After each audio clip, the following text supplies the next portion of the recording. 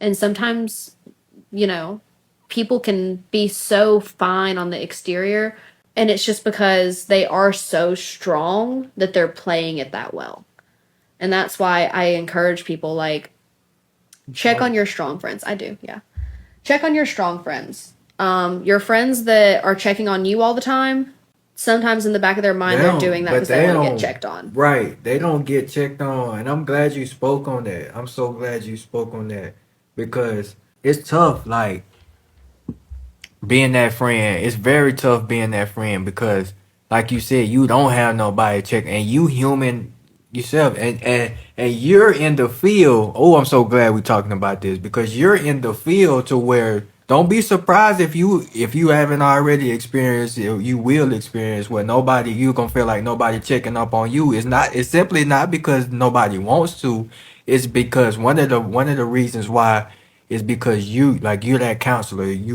You're somebody who people go to, so they always feel like you straight. Like you know what I mean? Yeah. Even though you a human though, you ain't no superwoman and nothing like that. You got human traits about you and stuff like that as well. Like you need sometimes you might need somebody to just ask you how you doing. You know what I mean? But you won't always get that because again you in that field, so well you will get always people dumping stuff on you. You feel what I'm saying? So like that's tough that you able to speak and recognize that.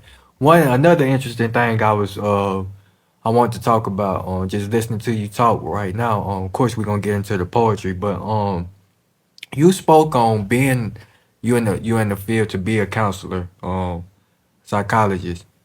You spoke on having a counselor. Can you touch on that a little bit? Because I find that that's another thing misconception people have that once you're a counselor, you can't have a counselor. I know a lot of people who are therapists and people like that have therapists. You know what I mean? So Yeah. can you talk about that a little bit and what the importance of having a therapist slash counselor?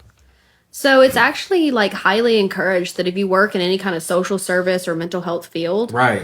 so even if you're just like a social worker, for Mm. instance, or you work in a group home for children, or you work with the homeless, it's highly encouraged that you also have a therapist or a counselor.